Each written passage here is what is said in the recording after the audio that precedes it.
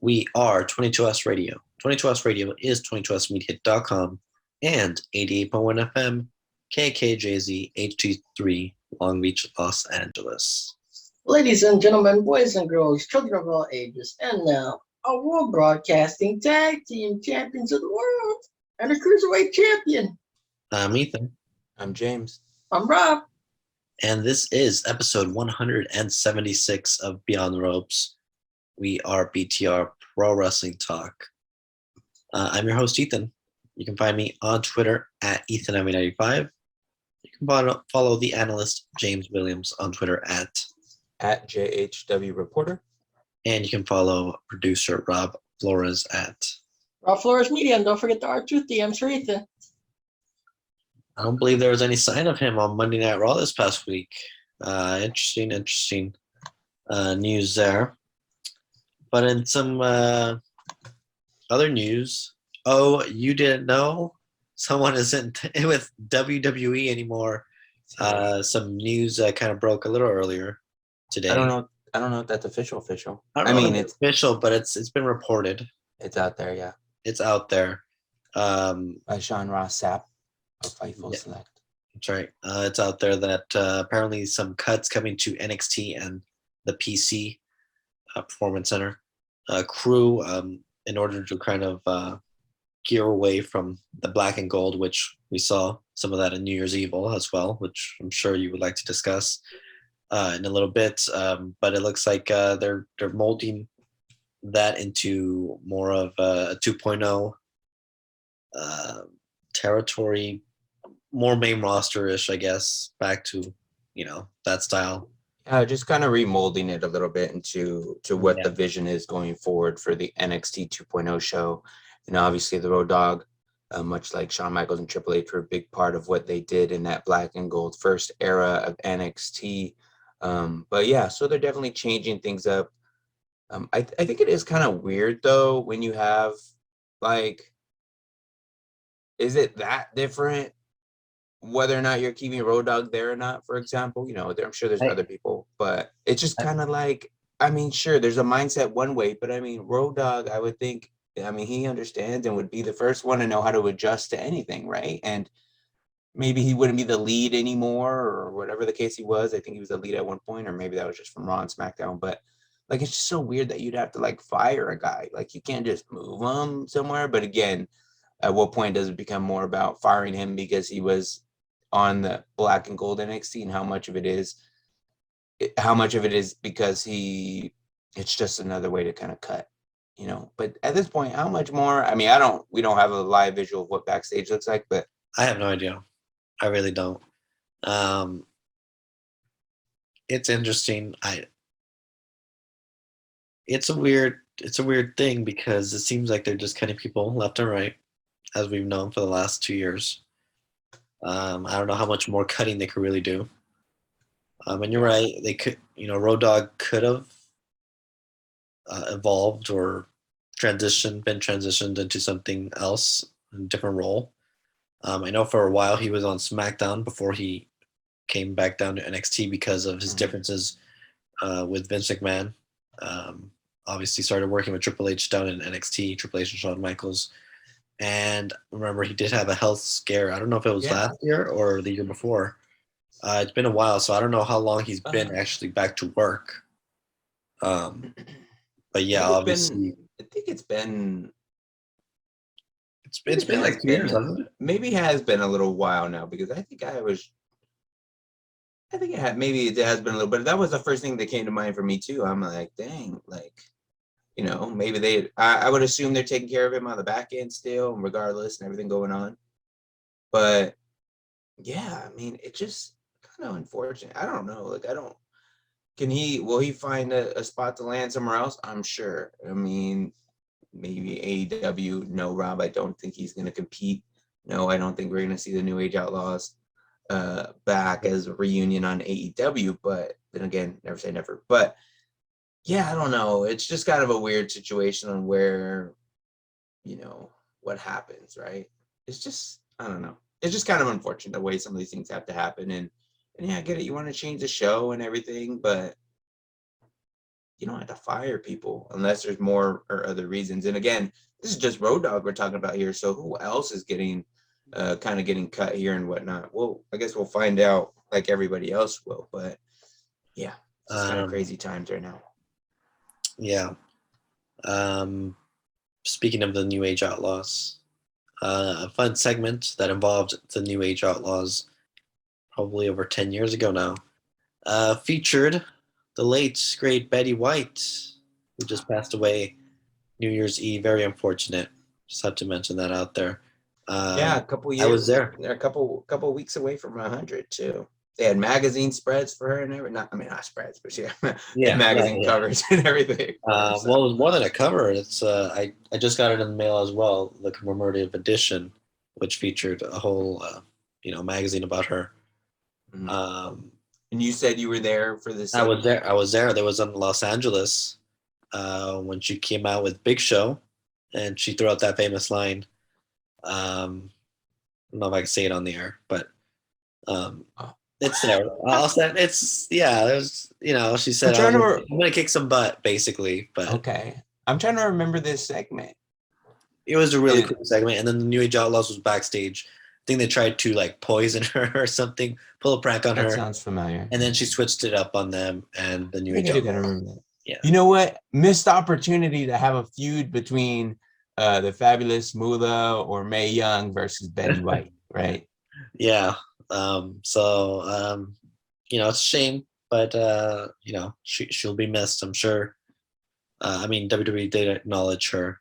And speaking of acknowledging people, it is time for the first time in 2022 to acknowledge Roman Reigns, our tribal chief, the head of the table, the end all be all, the best of the best, the universal champion, the needle mover. Barely. Roman Reigns. Acknowledge him. Throw it up, James. Did you? It's a new year, new you, right? You can acknowledge. No, he hasn't even competed this year, has he? It's only the fourth day. It doesn't matter.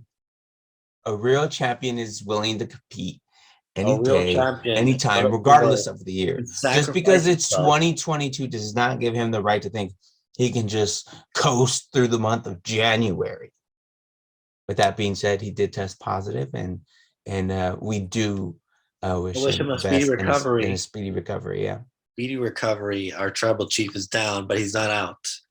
No. Still universal champion. Barely.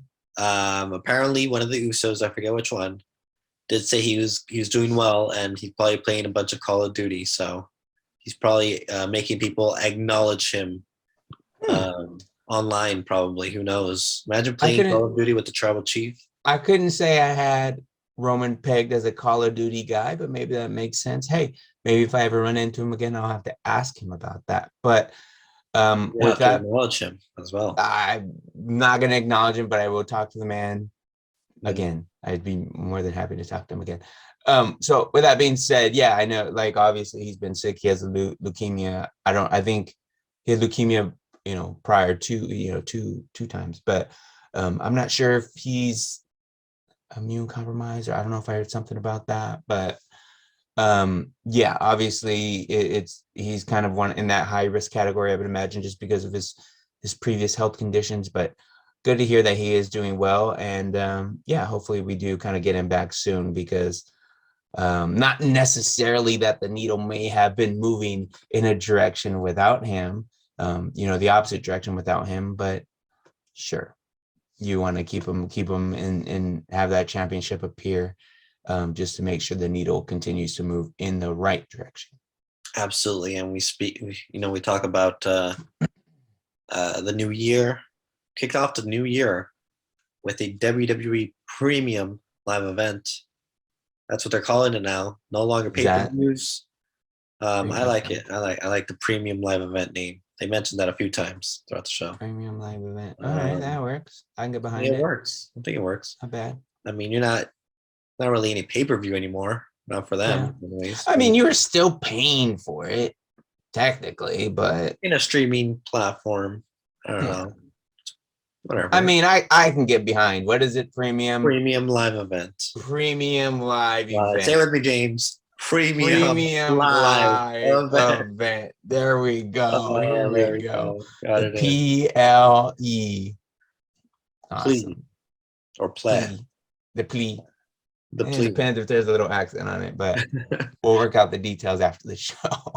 The first match of 2022 in WWE, specifically on the WWE Day 1 kickoff show, was a tag team match between Cesaro and Ricochet, taking on the team of Ridge Holland and Sheamus. Very unfortunate 2022 start for Ridge Holland. Got a broken nose in the few minutes into the match when Ricochet's foot landed right on his face. That's tough. It sucks. There's a nasty picture of him on WWE's Instagram. I believe he posted it himself as well on Twitter. So shame. Hopefully we'll see him in action very soon. Speedy recovery. Maybe we'll see him with the face mask like Sheamus, like his idol Sheamus was wearing for a while. Yeah, I was gonna say he seems like a tough guy. I mean, and obviously someone who fits the mold of that hard-nosed style, pun intended, of get out of here. No, kind of when you have Sheamus and who do you say Cesaro was in this match too? Cesaro, and then you have a high flyer like Ricochet. I mean, that's all it takes. A wild kick or a loose kick to the nose and right there. But no, takes you out. But that didn't stop Sheamus from pulling out a miracle here. 2-on-1 here, and he beat Cesaro and Ricochet in this what pretty much ended up being a handicap match. So Sheamus got the first victory of 2022, along with Ridge Holland. His name was he was there too. He broke his nose. He didn't lose a leg. No, he was there, but they took him backstage, so he didn't finish the match. So wait, but really?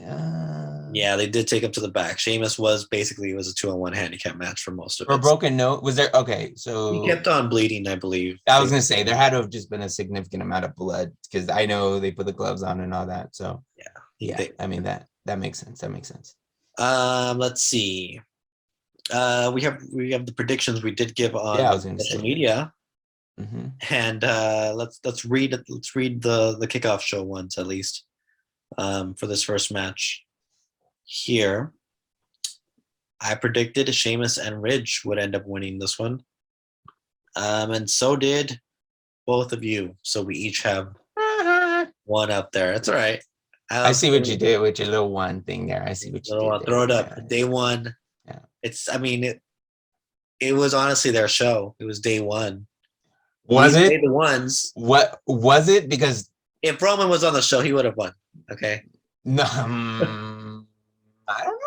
I don't know. They had to call an audible. Had nothing to do with Roman. We'll get to it. We'll get into it. For sure. I'll hear all your excuses later. Mm-hmm. Next match that kicked off the actual event, premium live event, was for the SmackDown Tag Team titles. It was the Usos representing the Bloodline taking on the New Day. Both had some great gear on. The Usos wearing a bunch of black and red.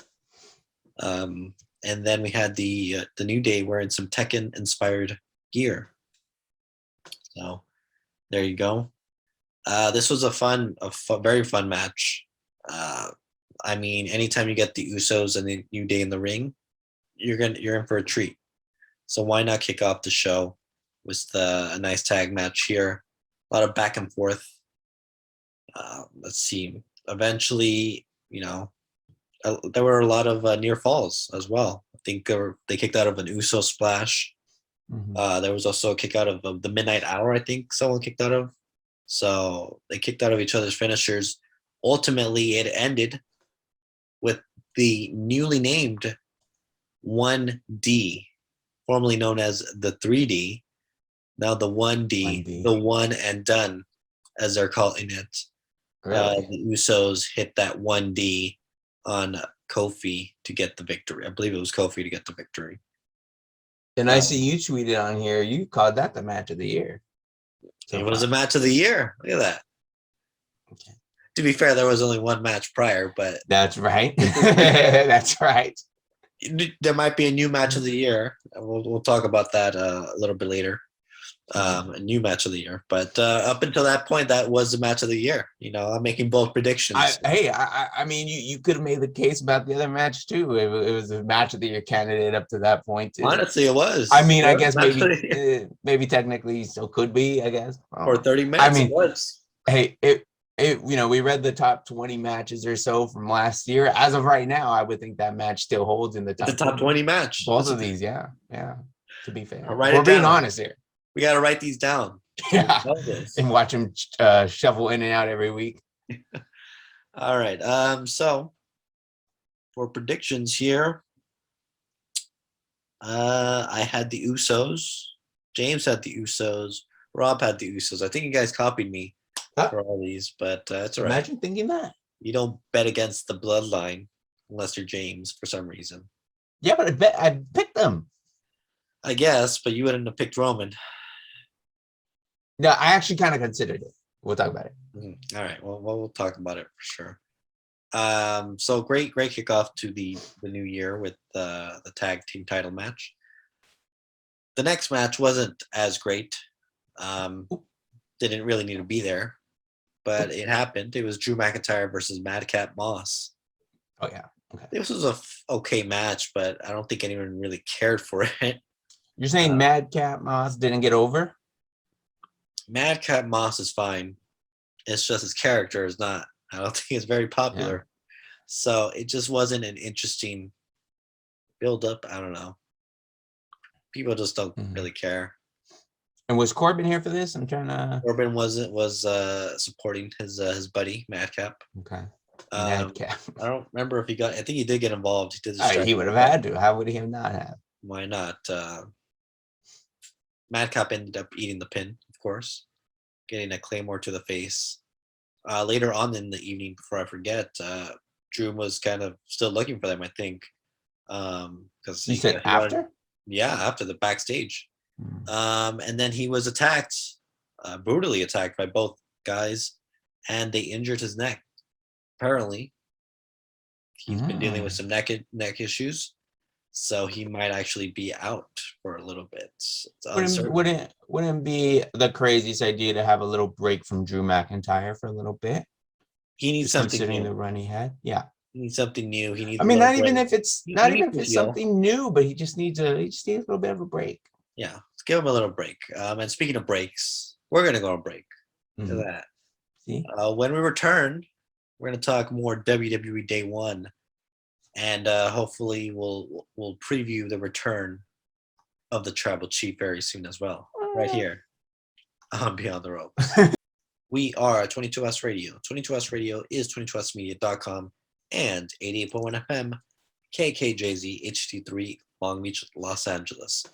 Welcome back to episode 176 of Beyond the Ropes. We are BTR Pro Wrestling Talk. You can find us on Facebook, facebook.com/Beyond the Ropes. Before the break, we had just finished talking about Drew McIntyre possibly taking a little time off to heal some injuries. Hopefully, we'll see him back in the ring very soon, rest up, and we'll hopefully see a rejuvenated McIntyre in the near future. Next up, however, we had the next match here. Before we get into the next match, go ahead. Just want to mention that you give me predictions on the day of the show to make, which is fine. Which it worked out because technically one of the matches. Yes, but I'm also on my way to the Rose Bowl, and I go to the game, and there's 80,000 people here, and I'm having to make picks. First off, why are there 80,000 people when there's so many cases going up right now? I don't know. I was in the press box, so it didn't necessarily matter to me. And I was next to my coworkers, so I know they were all safe. So yeah, I don't have an answer for you on that, but it actually was one of the biggest games in Yeah, or you know, from a historical standpoint, they had some historical performances there, and it was a great game. that's But great. But it did, you know. So if I'm just mentioning all that to say that if I get any of my predictions wrong, it's because I had a on the fly you last should be minute with some thinking about this throughout the week. there was yeah, but then there was changes to the card, and There was one match that changed. yeah, but that impacts the rest of the show. I don't think it should. Yes, it should, because then one guy's changed. So then who else? What else may change on the card? What if something else happens? You know, if another title match is to change or another match changes, who am I going to think is going to still be in the match? And am I going to think that person is this person strong enough to beat anybody that they put him up against if there was a change? See, now apologize. Seems like you're just making excuses, sir. Oh yeah, I'm getting all my excuses ready in case I get any of these wrong. So go ahead. All right. So we had the Raw Tag Team title match. The champions, RK Bro, took on the Street Profits, and RK Bro came out with the hottest group in the world today, according to WWE or announcer Mike Rome. The Migos. I don't think they have the in their name, but no, the Migos. I think Migos. They just don't. It's just Migos. I mean, but I don't know what their latest project is. I don't know if they're the hottest thing. According to the way they were introduced, they introduced the hottest group. Of course. I mean, they're not going to call them the biggest bums. I mean, they look like the biggest bums to me, but who knows? Maybe I don't know anything about, what's going on. Clearly don't, because they're making money and you're doing a show with me and Rob. So probably. I mean, they are doing better than me. I mean, you're right. So they're hanging out with RK Bro. So and I'm hanging out with you guys. So who's the real bum? You, but I mean, sure, but we're not talking about me at the moment. You're right. We're talking about me. Yeah, it's me. No, you're a bum. No, we already moved past Baron Corbin, right? Okay, who did I have for this one? You want to know who you had, sir? Yeah, this is why I mentioned You had the Street Profits. Yeah, that's why I mentioned my. You know who else had the Street Profits? Rob had the Street Profits. You know who didn't have the Street Profits? I didn't have the Street Profits. I picked RK Bro, and they successfully retained thanks to the support of the Migos, the hottest support group in the world. You know what? To be fair, I think they were willing to fight the Street Profits after the match. By the way, were they really? Okay. And then they all made up, but before they made up, it looked like they were ready to get down with Street Profits. Of course. No, I think the reason why with this was just when you look at some of the title matches that were on the card, and you kind of think maybe there's going to be a change, something where the champion wouldn't necessarily be hurt as a result of it. I thought I kind of had this match circled as, maybe this is one where they can lose the titles and not necessarily, it wouldn't hurt their credibility at all. And you just kind of think a title change was going to have to happen at some point tonight. And it did, but not in this match. Next match, we had the Rated R superstar Edge taking on the A-lister The Miz. Edge came out once again in the Brood entrance, which is always great to see. After doing the bloodbath of some sort the week before, the day before at that point. Yeah. Remember, I think it's interesting to note this was on a Saturday too. This show was on a Saturday. And I think we're gonna get a lot more Saturday shows this year too. Yeah, I think it's the right way to go. Yeah, it doesn't hurt. I mean, it gives you a nice little break in between, because you gotta go going back on Monday. Well, yeah, going back to years and we'd have to go back to work on Monday, but then also it's the wrestlers are coming off a big show, and then you're literally turning around. Like, imagine WrestleMania, you're on this big roller coaster high of everything that comes with WrestleMania, and then you have to show up on Raw the next week, which isn't necessarily like the next day, which isn't necessarily a bad thing, but that's a big grind right there. This was a fun match. I mean, what would you expect? Edge continues to put on great matches after great matches in his nice little comeback tour here. Maurice got involved. Yeah. Maurice got involved, and then we got to see the return of the Glamazon Beth Phoenix, looking very scary. I was scared. Now, a few things with this. I think obviously we're gonna get this storyline continuing here. If we, what was it? Match has been confirmed. The match has been confirmed for the Royal Rumble, I believe, which is Mhm. the next pay-per-view, believe it or not already. But no, I think it's just interesting in how much planning went into this, because it wasn't that long ago, maybe less than a month and a half ago, maybe, but it was, Beth Phoenix is moving on from NXT. She's gonna maybe spend more time at home. Apparently not. She's been training. She's been training a little bit. She can get back in the ring. The Hall of Famer herself, Beth Phoenix, is gonna get in the ring and get involved in an intergender tag team match. Interesting enough, Edge did put out an Instagram post saying he and Beth were having the time of their lives the last couple of shows they did. Saying they're going to enjoy it because this is more than likely going to be the only month they would be doing this. So in terms of being a couple, teaming up and stuff. So yeah, should be fun. Hopefully we'll get to see a fun match at the Royal Rumble. Been confirmed, a mixed tag team match. Edge and Beth versus Miz and Maurice. But yeah, Beth came out, chased Maurice out, and Edge hit a spear on the Miz, getting the victory here. Both James and I predicted Edge would win this match. Rob went the other way, picking Miz. So another one for the good guy, me. What did you think of that bloodbath that did take place the night before? That was a very dark color. Like, it wasn't just red. It was the same one with Seth, I think. It was black. I think, was it? Yeah, they're kind of going with the black thing. I don't know if it's easy to clean up. The brood bath. So brood bath, yeah, that makes sense. Yeah, which makes sense.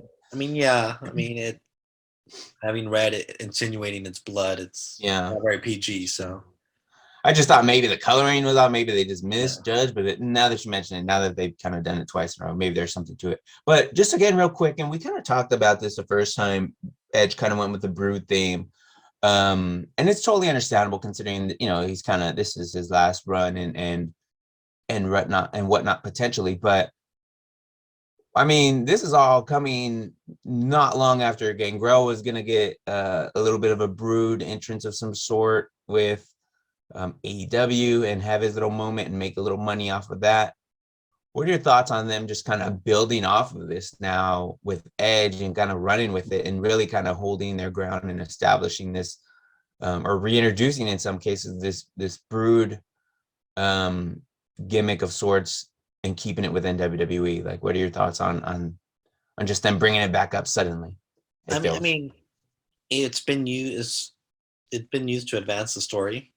When it was first introduced, Edge had to quote unquote go to that darker place with Seth because things got very personal with them. Obviously, with Seth going to his house. Anytime Beth Phoenix is involved, they go straight to the brood, right? Because then that was Seth did with. He mentioned, didn't he attack Beth, I think, too? Seth, no, he just went to the house. Beth was not directly involved with that story. But for this, that was Randy. That was Randy who did. That was Randy. But yeah, and then this one, I think Miz mentioned at one point during their back and forth promo that Edge didn't have that dark place anymore. So they mentioned kind of this darker place Edge goes to. Obviously, it's the brood. So that's how they kind of bring it back. It makes sense. Edge goes to this quote unquote darker place, kind of like an alternate persona, in a sense. So we get to see that, at least that brood entrance every time, and I like it. I think it works for him when used appropriately. I guess just a follow up to it too is like, if you thought about this 3 years ago, who would you have associated the brood with more? Or like, would it have been Edge or Gangrel? Because that was Gangrel's. It was Gangrel's entrance, thing, really. It was. But he's been out so long, so far removed. Main event star. Edge is the guy that's there now. Yeah. It's where he really kicked off his career. Yeah. Honestly. So I'm just trying to remember, and I think I know the answer already, but this was Gangrel's. It was the only song, right? Gangrel's song. It was before the brood, just right? Gangrel, and then Edge and Christian would join. And then it became the brood, and then that's why it's the brood song. But Gangrel had always. It was Gangrel's always had the thing, basically. Yeah. Because the other two didn't have a song for the longest.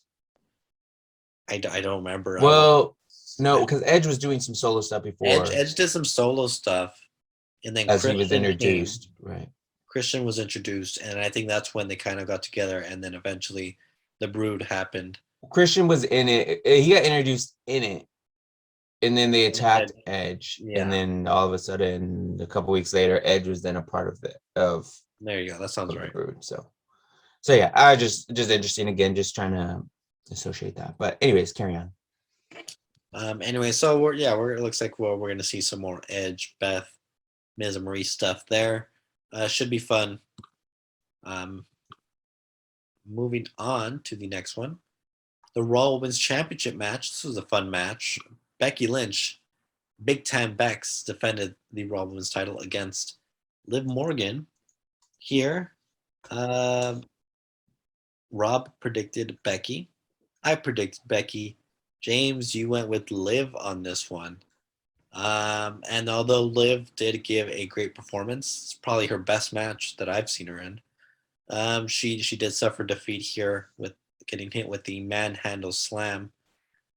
Becky almost actually using the ropes, but failed to actually reach the ropes to get the victory here, but she did get it. So I wonder what they were planning on doing there, maybe continuing the storyline or not. But Becky ended up retaining the gold here. You actually you didn't get to watch this. Obviously, you were at the Rose Bowl. I saw you tweeting. I didn't get to watch a lot of it, but I did kind of catch up with it, and I did kind of see some of Liv's tweets, and I knew she didn't get the win, but I just think you don't expect her to win, some of these matches, and again, it maybe if she is going to win something, they would do it a little bit bigger of a stage, maybe something like the Royal Rumble, for example. But I think this sets up her. I mean, I'm going to view her differently than I did 2 years ago, for example, when she was just kind of in this tag team, or she was just kind of lost in the shuffle. But now they've really kind of pushed her a little bit. And I think this is someone, at least for me, like there were videos of her working out or like doing some stuff in the ring where she was showing some athleticism and some different things. I believe that was her. And it had to been her, right? It wasn't Mandy Rose. It wasn't Alexa Bliss, even though both of them are probably good as well in that regard. But I think I remember seeing her in some videos and thinking, why aren't they doing anything with her? So it is good to see them actually doing something with Liv. And I think there is a chance. And even, again, I like to mention my dad on the show. As someone who watches as a casual fan, he kind of mentioned, I asked him about the match, and he said Becky did win, but that he can definitely tell that Liv is definitely on the rise, and he called her an up and comer. So take that for what it's worth, but that's just a general fan perspective on that as well. There you go. Main event time. So yes, earlier in the kind of a short card, seems like. Yeah, they took a. It was still a 3-hour show. My dad said it was a pretty good show. He said it was a really good show. Like he actually, my dad said it was so good that he watched it twice in a row, like back to back, because I think they immediately played it right after, and I think he said he watched it again. I went back and saw the main event again because it was a very fun match. I think if you're going to watch anything, watch that. It's not very long. But no, it was a very good card, very first good show to kick off the new year. So, and interesting for them to have it on January 1st, again, let alone it being on a Saturday. Can't remember the last time they've done something like that, but and then too, I to their credit, I mean, because they kind of look into all the different things like that. What other things are on TV and whatnot. There were some different, the Rose Bowl game, for example, and all those, and there's millions in regard to the viewership on those, and a lot of people who are watching some of those football games early in the morning continue just to watch football the whole time, and so it would take a lot for them to break away and to get into anything like that. So for them to be able to still go forward with the show and stick to with that, I think it's good for them. And I think, regardless, I think it'll be a learning lesson for them. We're not really going to know what the numbers were from Peacock exactly, unless you really were digging around deep for it, I would imagine. But I think it is, something they're kind of sticking to. Obviously, these dates are set, but I think we'll learn a lot about how they feel about Saturdays going forward after this year. We do have some numbers.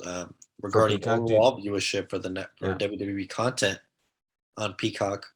Apparently, 3 million people have been watching WWE content since it's been on there. So that's more than the network I was gonna say the had network was subscribers.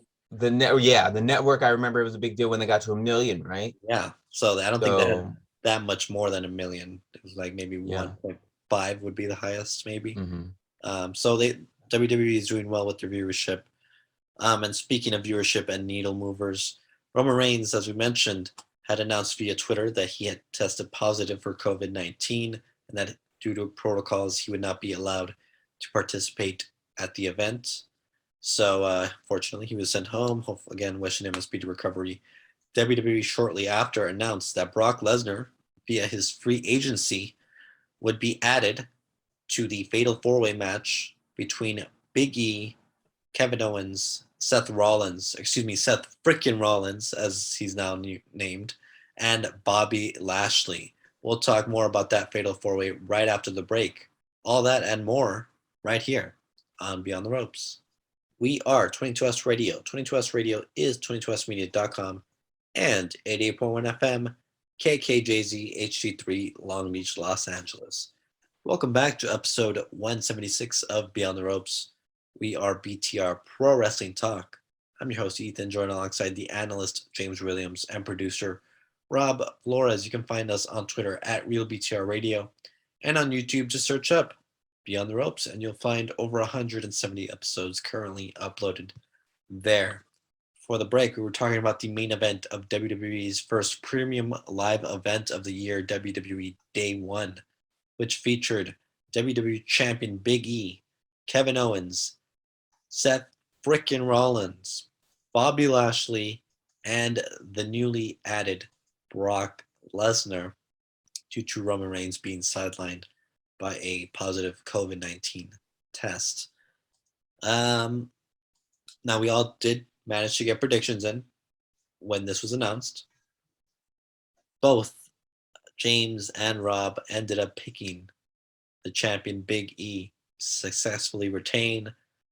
But this is why you do not bet against Brock Lesnar being added to a match at the last minute. Brock Lesnar ended up winning, and I predicted, he would do so. This was a roller coaster. Apparently, this match was only like 8 minutes long. So really short main event, but it was nonstop, fast-paced. Everyone got their stuff in, and Brock Lesnar ended up getting the victory here. I can break down kind of the last moments of it. Basically, early on, Lesnar was taken out. Lashley speared him through the barricade. Rollins and Owens were teaming up throughout the match, taking out Lashley and Lesnar as well. Big E hit a couple of big endings. Lesnar hit a number of F5s on everyone. Lashley got the hurt lock on Lesnar at one point. And then Big E ended up hitting the big ending on Lashley, taking him out. And then Lesnar ended up hitting an F5 after countering a big ending and pinned Big E to win the title. A lot of mixed reactions. Obviously, Lesnar is still a babyface. He's a good guy, but not a lot of people were happy that it was at the expense of Big E.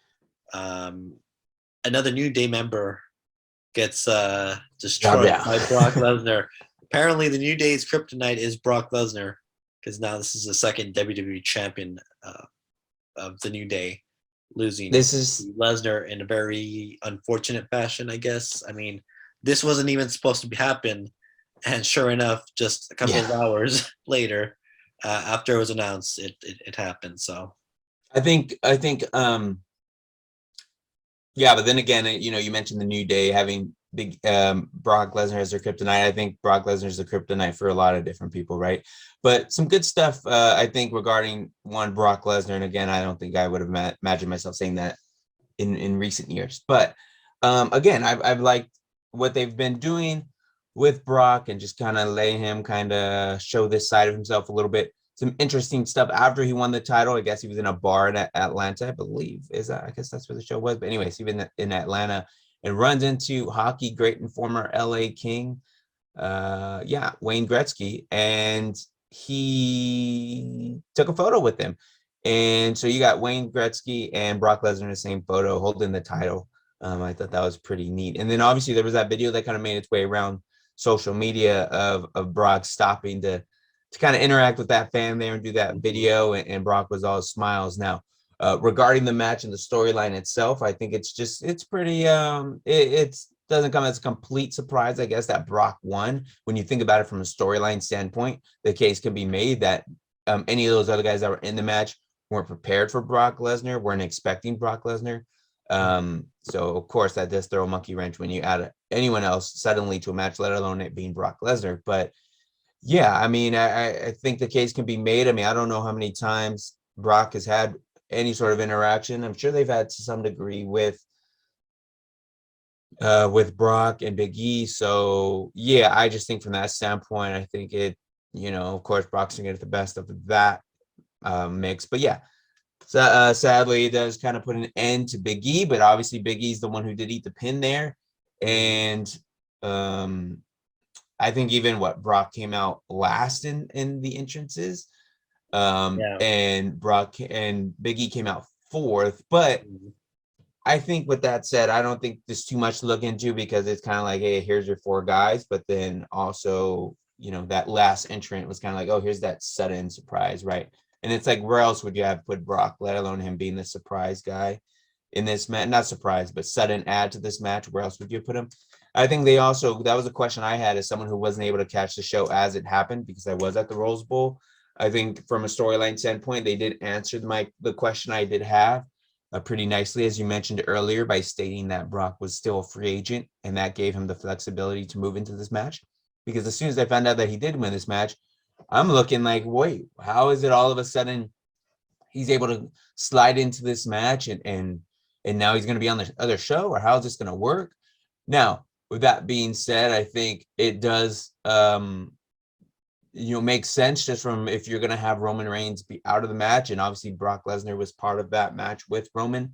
They always have to find a way, as the saying goes. I've heard Bruce Pritchard mention this on his podcast, that you have to find something better, or find a way to add a bigger name to replace that match or make up for the people who bought a ticket looking to see Roman Reigns. So they didn't necessarily do that by adding a bigger name, but they were able to shuffle Brock Lesnar, who was in that Roman Reigns main event, and move him in with that other championship main event. Now, is it still a little surprising that he won the title? Sure, to some degree, but again, I think maybe my thought would have been a little differently on my prediction if I would have known that, hey, maybe they were able to kind of do that.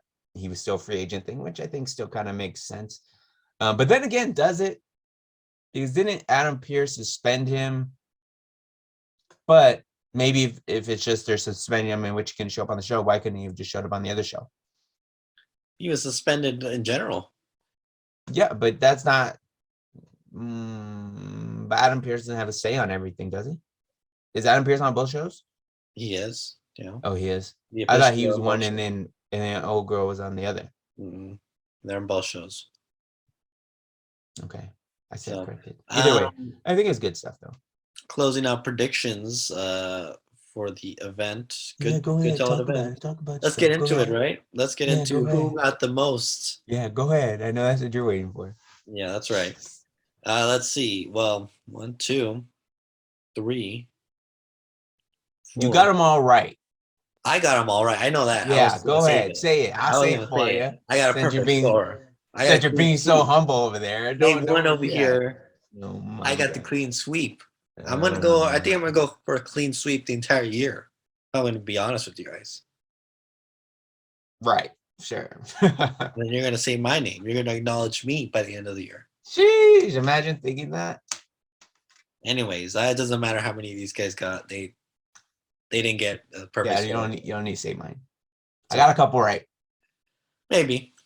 But let's talk about Brock Lesnar a little bit more. He showed up on Monday with his reunited advocate, that traitor, that turncoat, Paul Heyman. Now, was this all of a That's it. sudden, or was there a build up to it? Where He where just did showed this come up from? and saying, I got reunited with Brock Lesnar. He took credit for getting Brock Lesnar's free agency status and getting him involved in that match. So there was no video, there was no nothing on them reuniting. I know, obviously, maybe getting Brock Lesnar on a backstage digital segment that's not on camera. Sure, I get it, but there was no buildup other than him just showing up, ladies and gentlemen.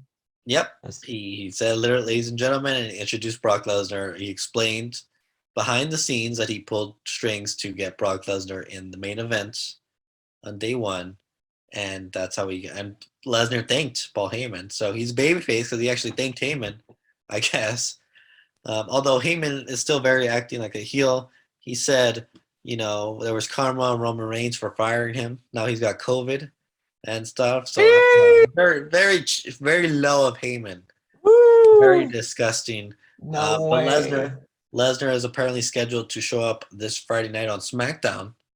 Okay. And he said he's going to see Reigns there. So Okay. I don't know. We'll see. Hopefully see Roman there. Yeah, I don't know if Roman's actually been cleared as of this moment. I think they're still maybe waiting for some positive, unless you've heard something I didn't.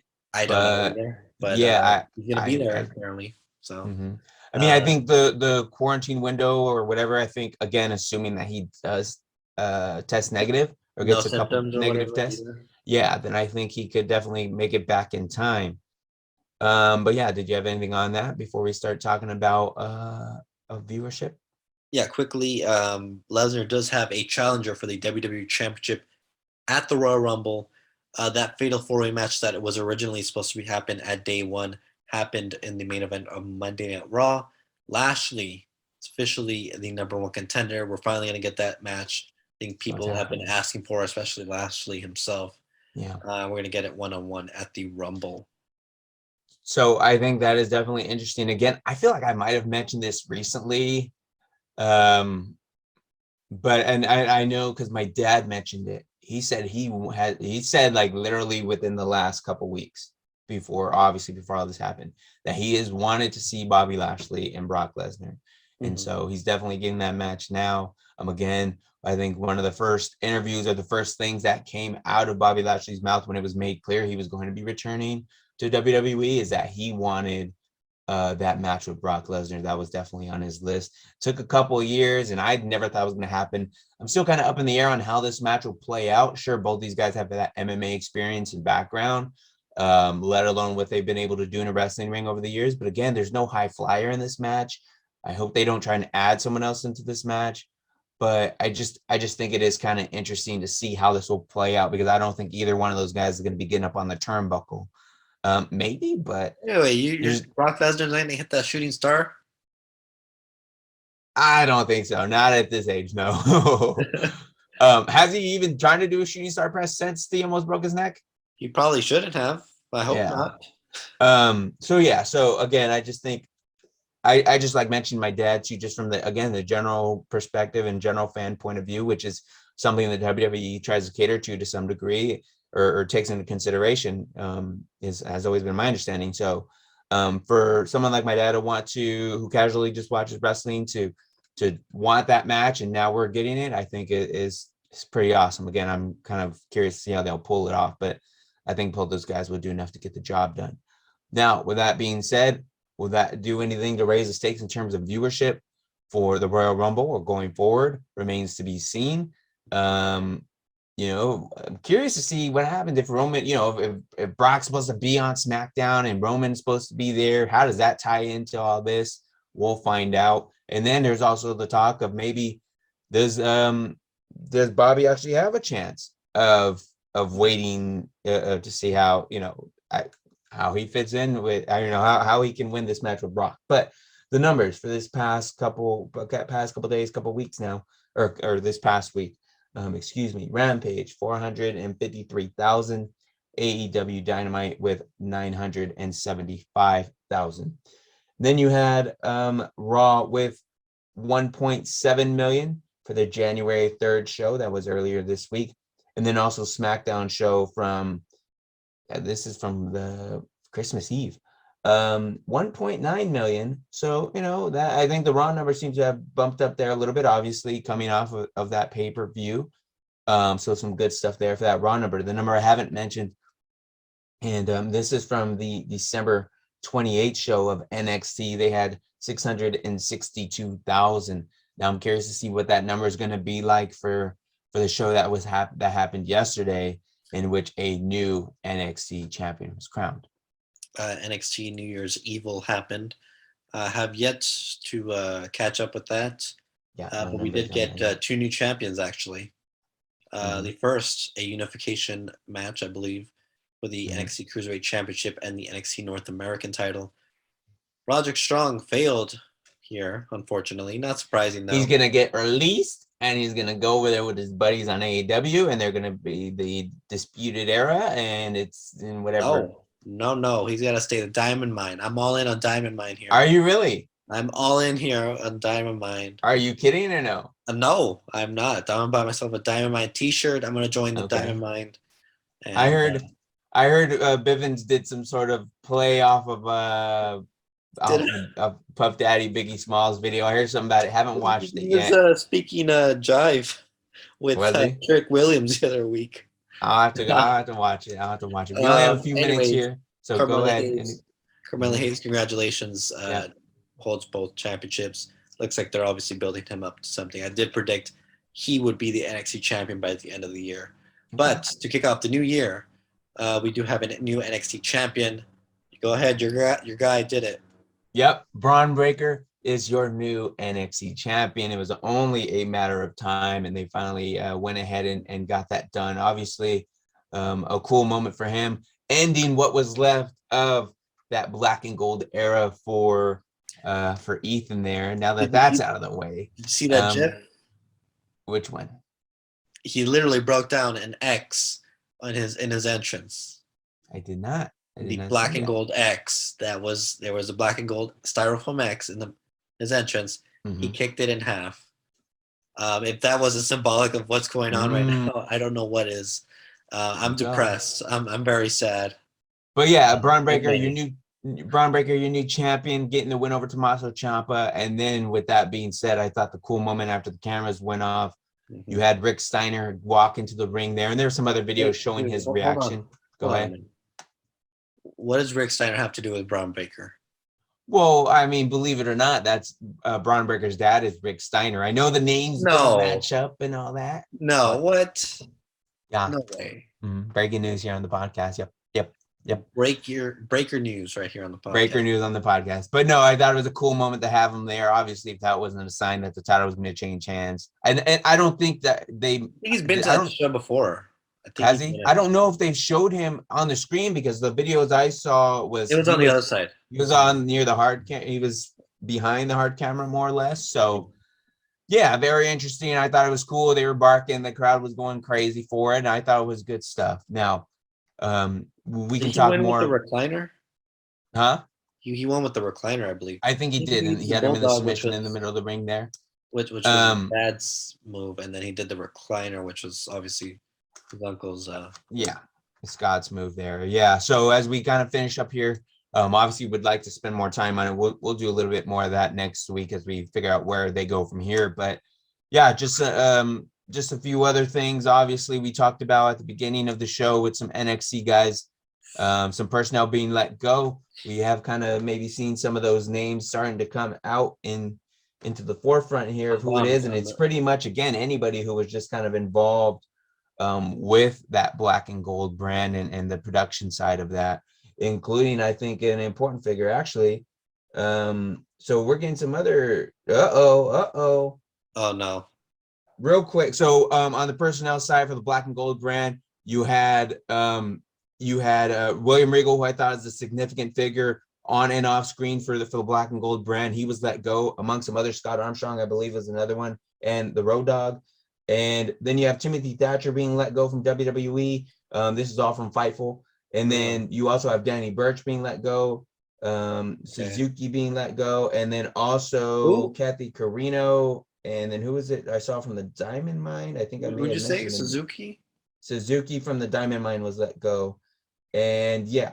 And so Hachi Man? Yeah. Yeah, well, he never wrestled, All honestly. right, here we go. So there's some stuff for you to stew over. I'm depressed. Thank you for ending off the first episode of the new year in a very depressing way.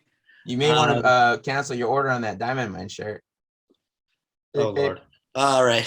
We'll see you on next week's episode of Beyond the Ropes. This episode has kind of been a little bittersweet. a little bittersweet this week.